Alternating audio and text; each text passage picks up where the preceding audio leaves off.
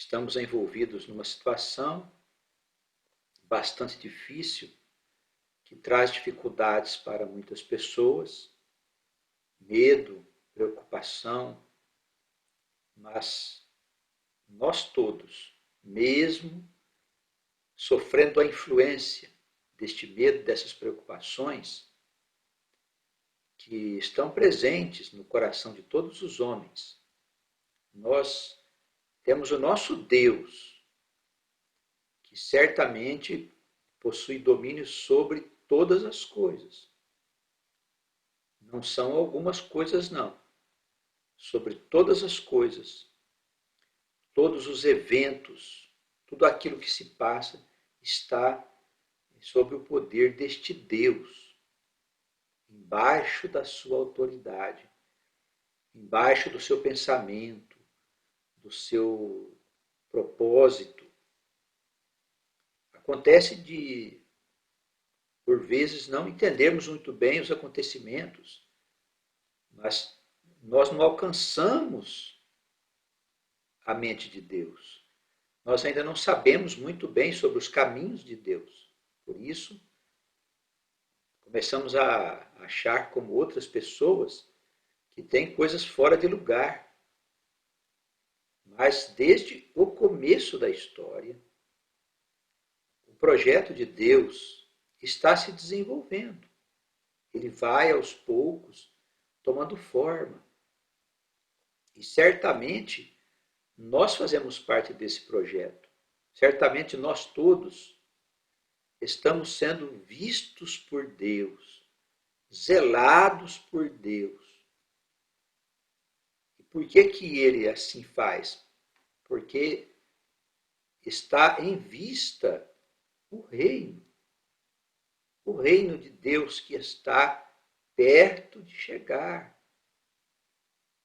E parece que, embora muitos quisessem ter visto estes acontecimentos, estando aqui no mundo, parece que nós o veremos. E ele é um acontecimento especial, porque ele não vai acontecer duas vezes.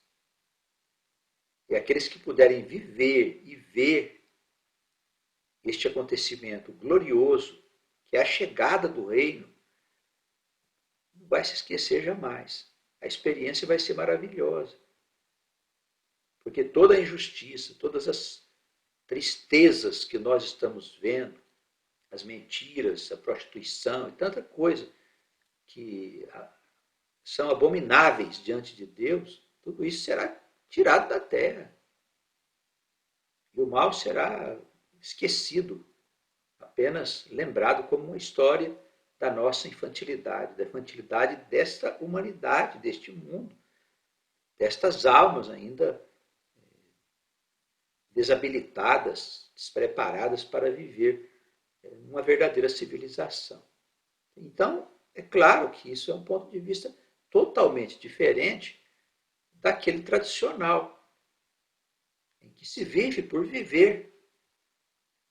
Vive-se uma vida de 80, 90 anos e depois morre-se. Não se sabe para onde vai. As concepções são as mais variadas. Mas se as pessoas estudassem com mais cuidado e zelo, certamente Deus iria mostrar que há um projeto em andamento. E a história do reino ela é antiga, ela está nos profetas. E muito bem delineada. Não é possível que os profetas eles tivessem se enganado. Não é possível que eles estivessem enganados pelas coisas que eles receberam. Se a sua palavra faz parte das Escrituras, com certeza elas falam do cumprimento desse plano do Criador para este planeta, como existe também para outros mundos habitados em outras regiões do universo. Por pessoas como nós, por almas como nós. Não há lá pessoas diferentes daquelas que existem aqui. Assim como lá a natureza é muito semelhante à natureza que tem na Terra. Um dia nós saberemos disso. Para frente, daqui a algum tempo ainda considerável. Nós vemos nas Escrituras um sentido instrutivo. A pastora que me antecedeu, nos comentários, citando o livro de Jó, ela explicou perfeitamente que tudo é uma instrução. Ainda pôs o Jó ali como alguém que pensava saber uma coisa que ele não sabia. E ele era um homem justo, que fazia todas as coisas que Deus havia determinado. Sacrifícios, ele levantava de manhã para orar, ele orava pelos seus filhos,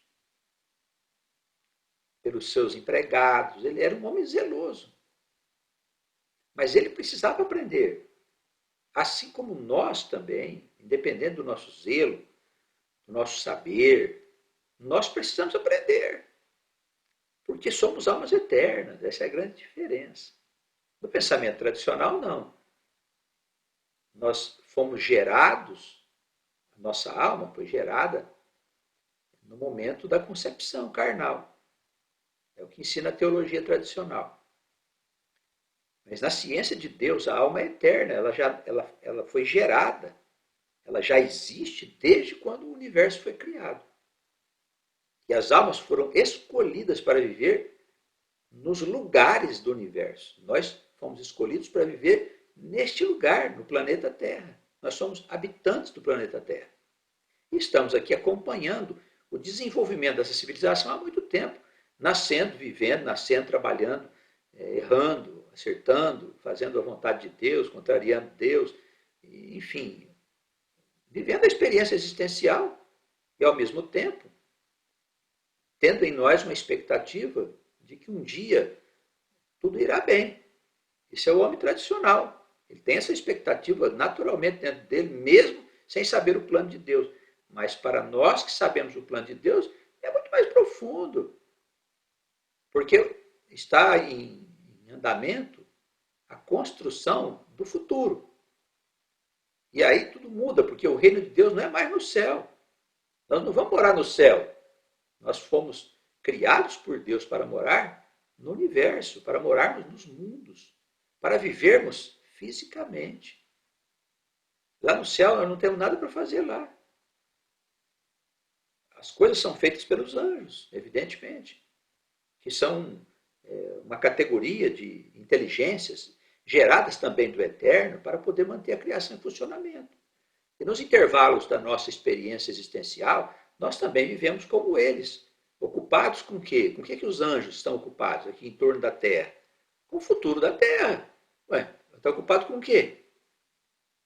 Então, é necessário a gente passar uma borracha nesse ensinamento bastante simplório de que nós vamos viver um dia com Deus no céu, no paraíso, no nirvana, essas coisas nos planos superiores, essas coisas que foram geradas de um pensamento ainda imaturo, mas que Deus agora está devidamente revelando a todos nós.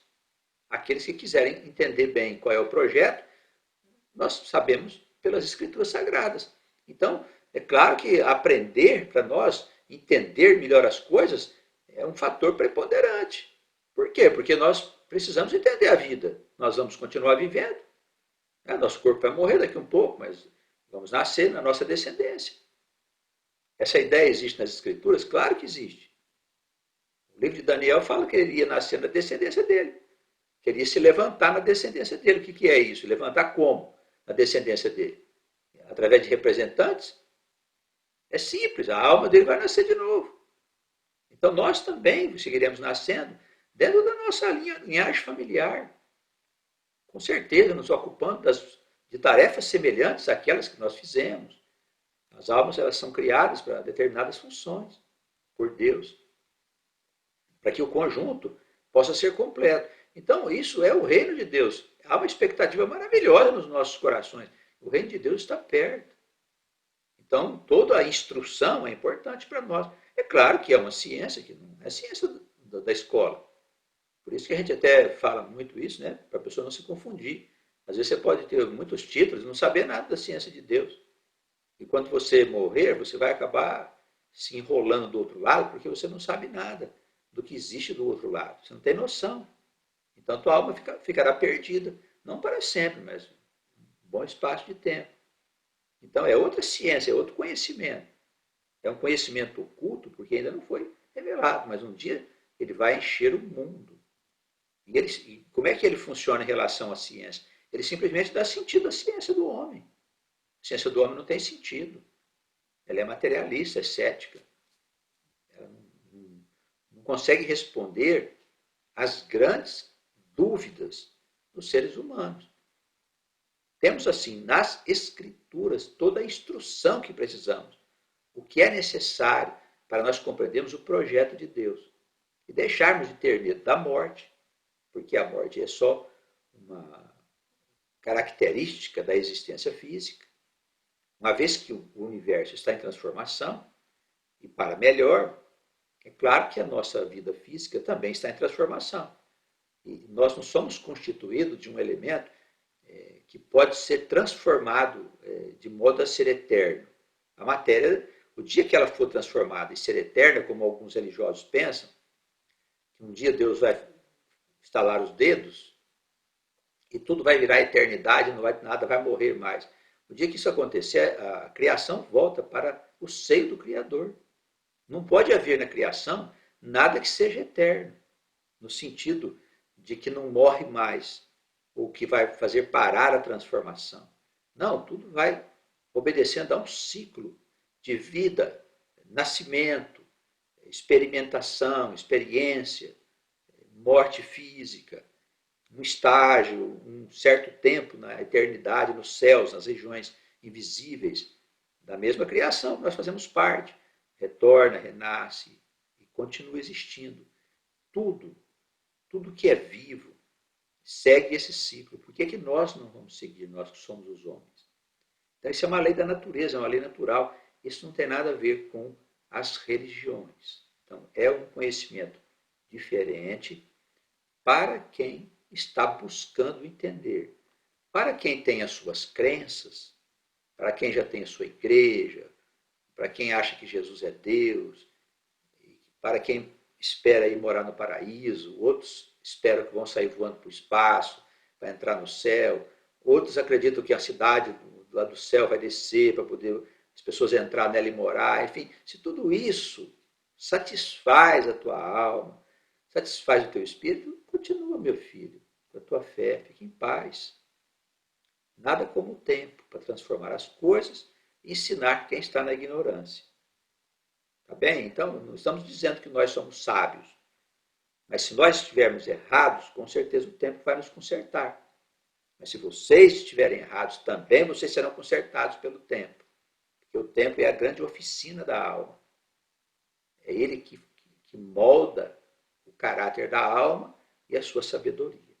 Então, segue seu caminho se você está satisfeito com o que você crê, com o que você já sabe. Se você quiser saber de novas coisas, estiver interessado num conhecimento diferente, então fica por aqui que você vai ouvir falar de muitos princípios que você ainda nunca ouviu falar ainda, com certeza. Então, fica por aqui, tá bem? Nós escolhemos para a instrução de hoje o livro Salmos, porque uma boa parte desses salmos foi escrita pelo rei Davi. Os irmãos têm conhecimento disso. E nós sabemos que Davi ele tem um laço inquebrantável com o Messias, que no dizer do Novo Testamento é o Cristo. Esse Cristo é o escolhido, é como se fosse o nosso irmão mais velho. Ele é uma alma como nós. Ele não é Deus. Ele é o primogênito do povo Israel. E o Israel bíblico abrange tanto cristãos como judeus, como outras almas que estão em outras áreas da vida, da experiência humana, e que têm ligação com Deus de Israel e que no tempo certo elas serão devidamente despertadas. Então, os salmos têm uma grande importância para nós. E se nós prestarmos atenção, nós vamos ver que salmos não tem nada a ver com religião. Os religiosos usam os salmos para se confortar, para atender aí os seus anseios, as suas expectativas de fé, de vida futura, etc.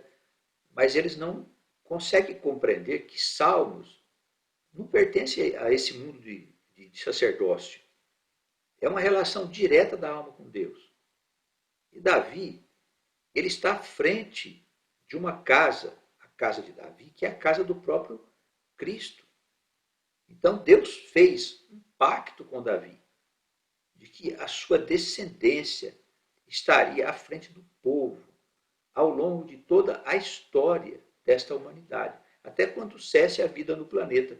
Vai demorar alguns bilhões de anos, o pessoal não precisa ficar preocupado. Vai haver a crise do fim do mundo, mas o mundo não vai acabar. E aí vai começar um outro período, um período de verdadeira realização e sabedoria para esta humanidade e as nações salvas, para o povo de Israel. Então nós todos sabemos que Davi é um profeta, é um homem de Deus, que fez um trabalho numa época muito primitiva e que era um homem assim, parecido com a gente, mas que foi chamado por Deus para servir a Deus nesse grande propósito.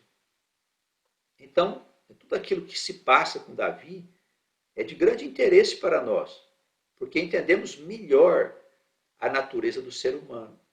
Porque, com certeza, ele era uma pessoa comum. Cometeu graves pecados, erros, transgressões, se arrependeu, conversava muito com Deus.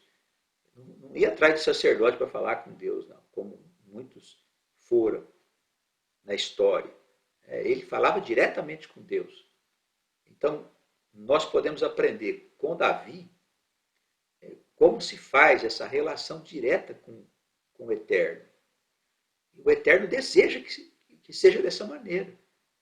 Uma vez que no mundo novo, segundo as profecias, não vai haver templos, então não vai haver a religião tradicional. O mundo se encherá de um conhecimento diferente daquele que existe dentro das religiões. O conhecimento que existe dentro das religiões, ele vai desaparecer. E um novo conhecimento, ele estará em todos os lugares, porque é o conhecimento natural. Então, nós estamos lidando com outra coisa. Não é o conhecimento da igreja. Ah, vocês já foram uma igreja? Sim, já passamos pela fase da igreja. E avançamos. Conseguimos entender um pouco mais as coisas do nosso Deus, que nos chamou para compreendermos a sua ciência que vai ser estabelecida na Terra, que é o conhecimento que encherá o mundo. Então, tudo que Davi ele falou e fez é de grande interesse para nós, que buscamos essa sabedoria. Então, nós escolhemos o Salmo de número 3 para a instrução. Aqui o título, a chamada, né, que foi feito pelos tradutores, está assim: Davi confia em Deus na sua adversidade, na adversidade da vida de Davi. Então, é claro que a chamada aqui é um texto de cristãos. O cristão, como ele não entende que a alma já existia há muito tempo, que ela existe constantemente, para ele, a história de Davi é só uma história do passado. Então, é a adversidade lá da vida do Davi, lá da vida dele, não tem nada a ver com a nossa vida. Agora, para nós, que somos o povo das Escrituras, né, que fazemos parte de Israel verdadeiramente, entendemos de outro modo. Porque diante da eternidade das almas, da existência das almas, quer dizer, das suas vidas que se sucedem, tudo tem um sentido diferente. Então, ele inicia o Salmo número 3 numa relação direta com Deus, com o Criador. Nós sabemos que Jesus, ele estava frequentemente junto de Davi. Nós sabemos disso.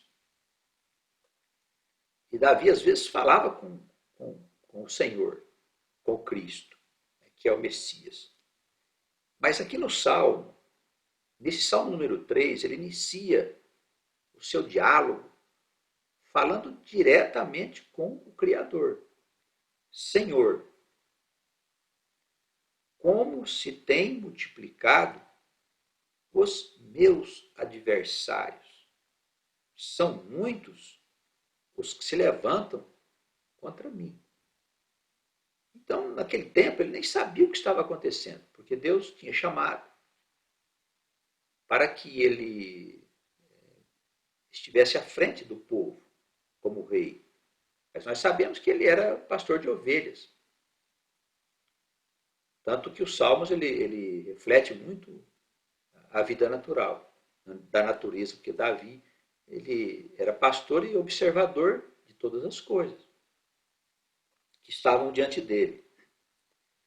Então, nesse tempo, segundo os estudiosos, o seu filho, Absalão, havia se voltado contra ele. E queria tomar o reino dele, a autoridade dele. Davi teve que fugir para poder não brigar com seu filho diretamente. Ele teve que sair com seu povo. Então a história é bastante conhecida e revela a nós algo muito grave, que até os nossos mais íntimos, eles poderiam se revoltar contra nós. E face do que isso? Por quê? Qual é a razão? Será que o Absalão estava desejoso de ter poder? Era essa a história? Absalão queria ficar no lugar do pai, então ele resolveu enfrentar o Davi e tal. É uma história simples, para pessoas simples, com um pensamento teológico bem simplório. É claro que existe algo muito maior, porque Davi ele estava ali sendo preparado para que a sua casa pudesse receber o próprio Cristo, o próprio Senhor. Em face do quê? Do estabelecimento do reino. Então, o que aconteceu com Absalão foi que o inimigo, aquele que nós não vemos, agiu em pessoas que estavam à volta dele e fez com que ele se voltasse contra o seu pai. Nós não representamos o Senhor, nós que somos o povo das Escrituras, os homens sérios, os pastores, os líderes, os que são homens que anunciam mesmo o Evangelho. Nós não estamos anunciando o reino de Deus. Nós não estamos tratando das coisas relacionadas com o futuro dessa humanidade. É claro que sim, irmãos.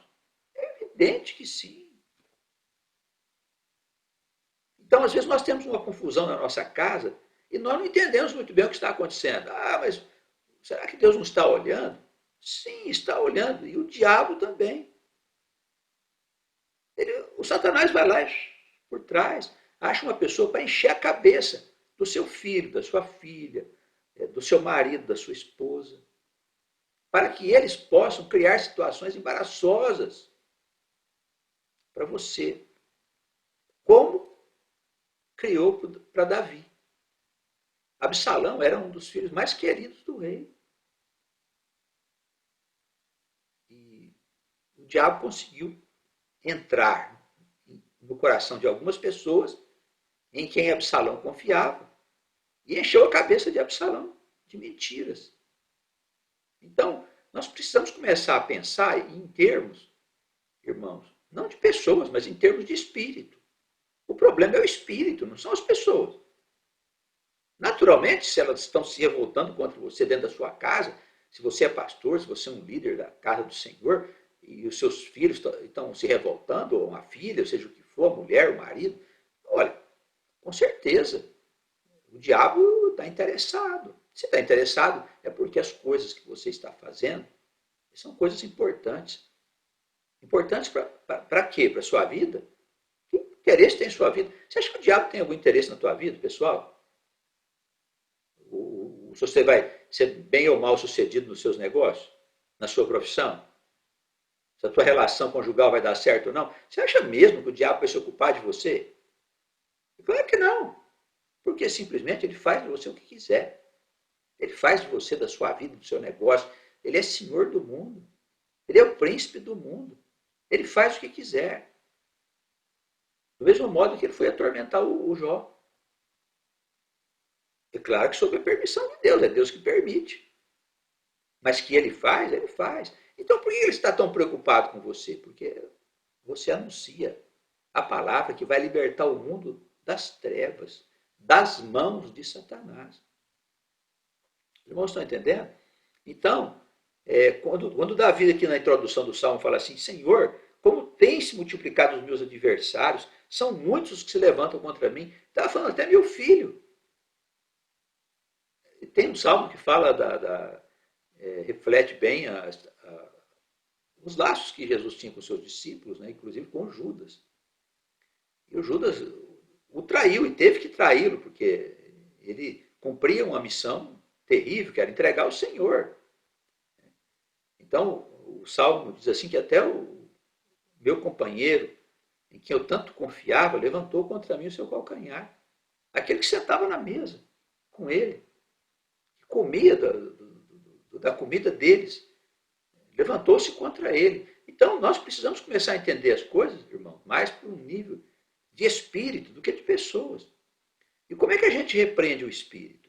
A gente precisa estar firme na nossa fé, na nossa oração, nas nossas posturas. Nós não devemos ter medo, porque o temor não pertence à fé que nós temos no nosso Deus e nas suas santas providências, absolutamente. Nós não devemos ter medo, de forma alguma. E precisamos clamar ao nosso Deus que interceda e que livre a nossa casa da presença do diabo.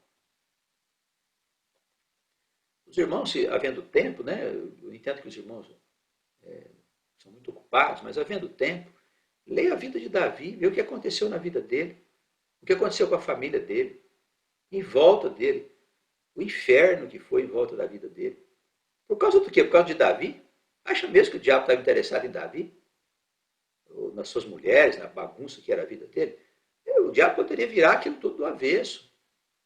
O problema era o reino. Era o reino que viria muito lá adiante. Davi nem imaginava isso. Pensava que era uma coisa que estava perto ali. Não, o reino ainda viria no futuro. Então, irmãos, quando nós somos perseguidos ou afrontados por inimigos, quando se levantam contra nós dentro da nossa casa, estejamos felizes com isso. Jesus disse para nós nos seus discursos, com toda clareza. Aí se eles vierem te abraçar, dizer que está tudo bem, se os homens vierem fazer isso com você, você está perdido, porque eles faziam isso com os falsos profetas. Então nós carregamos um peso sobre nós relacionado com a chegada do reino, com a anunciação da palavra que vai libertar o mundo das garras de Satanás. Acha pouco? É claro que você só vai na religião lá, na igreja, escutar o pastor e cantar umas musiquinhas para casa, cuidar da tua vidinha, o diabo não vai se preocupar com você, não vai acontecer nada. Tua vidinha vai tudo bem. Se é isso que você quer, vai com Deus. Mas dentro do âmbito do discipulado, dentro do âmbito do servir ao Cristo, é outra coisa. Não é qualquer um que serve para ser discípulo do Senhor, não. Então, se você não pode ser discípulo do Senhor, então faz crochê, tranquilo, cuida da sua vidinha. Tudo bem, vai lá escutar o pastor, canta uns louvores. É isso mesmo que você pode fazer. Não estamos condenando você nem nada, você vai entrar no reino, vai tudo certo. Mas o discipulado, o trabalho, a servidão ao Cristo implica, evidentemente, um conflito com Satanás. Implica isso, como implicou com Davi, com todos os profetas e homens de Deus. Por isso que Jesus dizia assim, olha, a seara é grande, mas tem poucos servos. Vamos orar para que Deus possa enviar trabalhadores. Nós diríamos hoje, nossa, mas essa igreja está cheia de gente, fala assim, Deus para todo lado, que maravilha e tal. Só está cheia de gente, não está cheia de servos. As pessoas estão ali para se servir de Deus, não para servir ao Deus de Israel. Não estão ali para isso, infelizmente. Mas é assim mesmo. É o contrário que seria uma coisa estranha. Né? Então somos poucos, somos solitários, somos incompreendidos, falam mal de nós, dizem que somos loucos, visionários. É dentro de casa que fazem isso? Basta ler a Escritura e ver se não é assim com todos eles, com todos os homens de Deus. Então, é a marca. Lutero, o reformador protestante, dizia, ai de mim se eu não tiver a marca do Cristo. O que é a marca do Cristo? A perseguição, o sofrimento, a dificuldade. Se nós não tivermos essa marca, nós estamos perdidos. Nós não vamos para canto nenhum, irmãos. Essa é a verdade. Ele segue aqui dizendo, muitos dizem da minha alma, não há salvação para ele em Deus. Como se nós estivéssemos servindo a um Deus mentiroso. Porém, tu, Senhor, és um escudo para mim, a minha glória e o que exalta a minha cabeça. Então, o que é o escudo? Que nos protege. Veja que aqui ele não se importa mais com ninguém. O filho dele estava se revoltando contra ele. É uma passagem triste demais, que o filho dele acaba sendo morto. Ele deu ordem para que não matassem o jovem, eles mataram o jovem. Foi uma tragédia para ele. Então, ele deixa tudo de lado e se dirige a Deus e diz, porém, tu, Senhor, és um escudo para mim. Um escudo, a minha proteção. Contra o quê? Contra os dardos inflamados do maligno. Essa é a minha glória. O que é a minha glória? Se der certo, o Senhor que fez. Se der errado, fui eu que fiz. Essa é a minha glória. Então, todo o nosso propósito de vida precisa estar fundamentado nesse Senhor que nós confiamos nele. Firmemente. Essa é a minha glória, aquele que levanta a minha cabeça. Não é que me dá um posto aonde todos vão me ver. Não é isso, não. É quando a gente está caído. E ele nos tira do buraco e levanta a nossa cabeça para a gente poder seguir andando, lutando. Com a minha voz clamei ao Senhor. E ele ouviu-me. Ouviu-me desde o seu santo monte. Alguém duvida que ele está ouvindo? Eu vejo muitas pessoas que têm expectativas em relação a muitas coisas da sua experiência de vida e eles não clamam ao Senhor. Ele diz, o Senhor não gosta de mim. O Senhor te ama. O Senhor gosta de todos os seus filhos. E se nós servimos ao Senhor, muito mais ainda. Então, clamemos ao Senhor, porque certamente Ele vai nos ouvir. Me deitei, versículo 5, e dormi. Acordei porque o Senhor me sustentou. Eu digo que quando a gente dorme, a gente vai, na verdade, para o mundo dos mortos. Porque não temos domínio sobre nossa alma. Frequentemente, nossa alma se desprende, vive experiências que não são sonhos. Tem sonhos e tem as experiências que a nossa alma vive em face da liberdade que ela adquire quando nós dormimos fisicamente. Mas nós estamos num plano existencial onde nós não temos domínio. Nós precisamos de alguém para nos guiar. E se a gente por atenção nas experiências que nós vivemos, sempre tem alguém do nosso lado. E quem é esse alguém? Senão o Senhor. ele sustenta a nossa vida, nos traz de volta. Acordamos, porque o Senhor sustentou a nossa vida. Olha que coisa maravilhosa, irmãos. É um Deus que está do nosso lado a todo instante. Não duvide, não se preocupe, confia, clame ao Senhor. Essa coragem é tamanha, né, dizer no versículo 6, não temerei 10 milhares de pessoas que se puserem contra mim, que se puseram contra mim e me cercaram. Eu enfrentarei até uma batalha injusta no ponto de vista estratégico aí dos entendidos. Não temerei.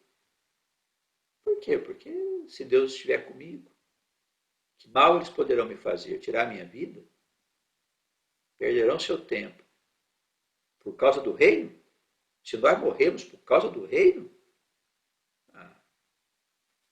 é a glória, na verdade. Porque o nosso nome vai estar junto com o nome dos profetas, dos grandes servos de Deus ao longo de toda a história, tanto do povo judeu quanto da igreja cristã.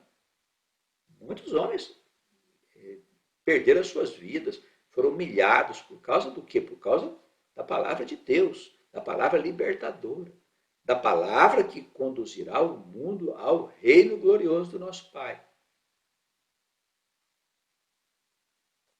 Levanta-te, Senhor, levanta-te. Salva-me, Deus meu, pois feriste os meus inimigos. Davi era um grande guerreiro, lutou inúmeras batalhas e venceu todas. Quebraste os dentes aos ímpios. E ele conclui aqui o salmo, é um salmo pequeno, mas ele traz uma profundidade, né, uma abrangência muito grande. Ele termina falando de salvação, porque no 7 ele disse, né, levanta-te, Senhor. Salva-me, Deus meu.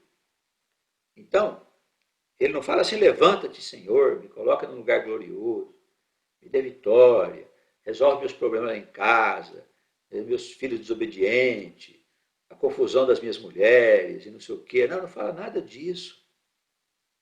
Olha como a relação dele é uma relação elevada. Por quê? Porque está tratando diretamente com a mente do Criador, de Deus. Salva-me, levanta-te e salva-me. E salvar do quê? Salvar do domínio das trevas, da escuridão que tem nesse mundo.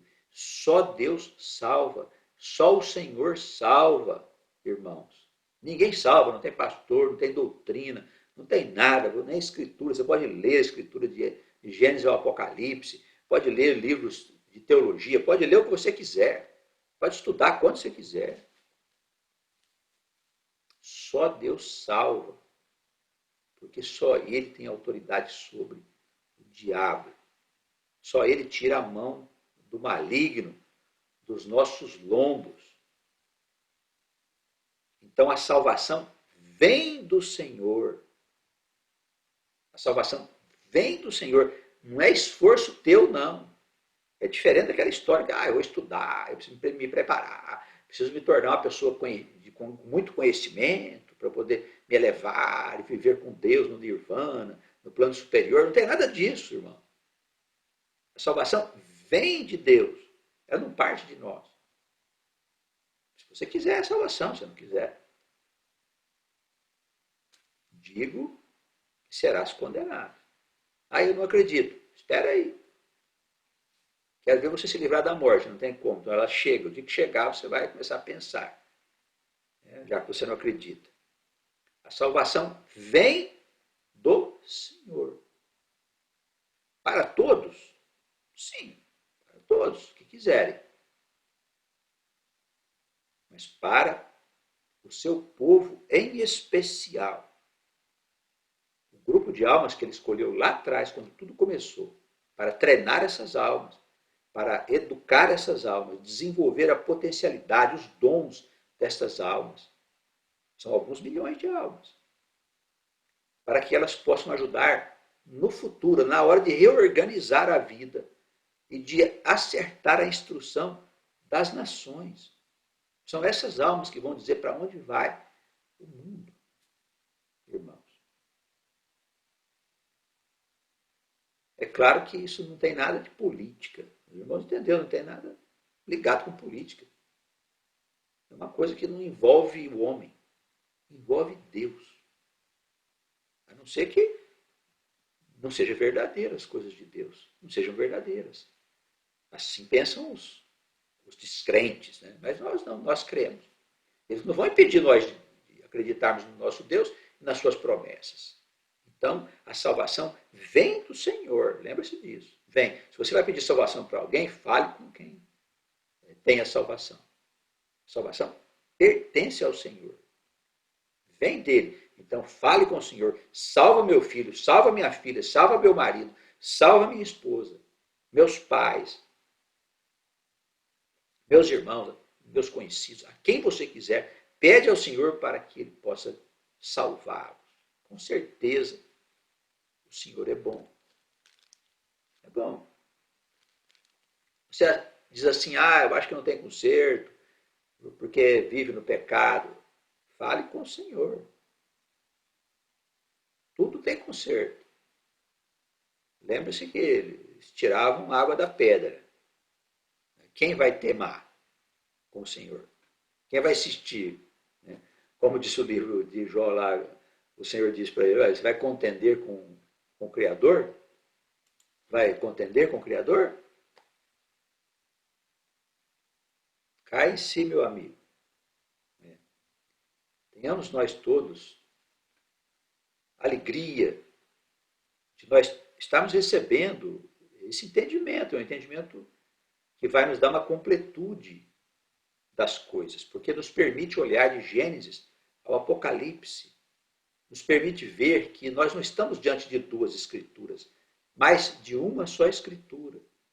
Não estamos diante de um conjunto de livros que foi dedicado a cristãos e um conjunto de livros dedicado a judeus. Nós estamos diante das escrituras que foi na sua totalidade dedicada ao povo Israel, judeus e cristãos, e demais almas que estão espalhadas no mundo, que serão ajuntadas, conforme as promessas do nosso Deus.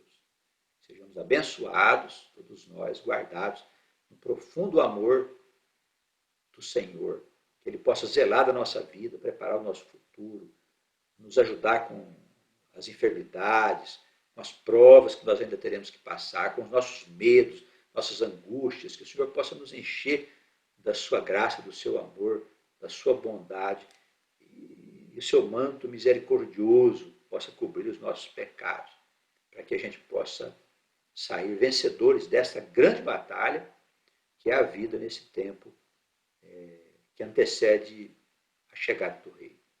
Sejamos abençoados todos nós, as nossas comunidades, nossos queridos irmãos, os líderes, os pastores e todos esses que recebem a palavra em outras localidades. Em nome do nosso Deus, nós agradecemos pela presença de todos. Amém.